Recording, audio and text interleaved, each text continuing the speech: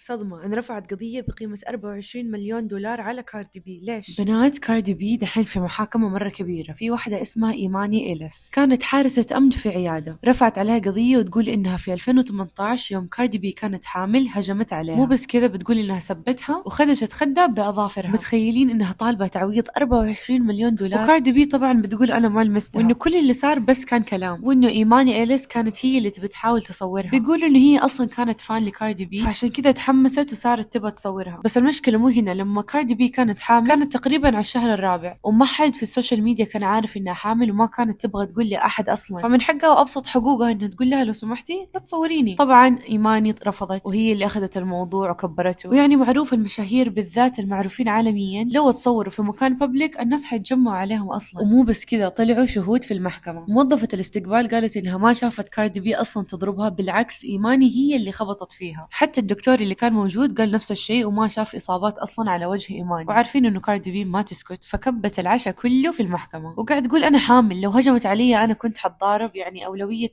طفلي اهم. ويضحك انه كاردي بي على كل جلسة بتدخل بباروكة جديدة، لدرجة محامي ايماني قاعد يسألها يقول لها ايش لون شعرك الحقيقي.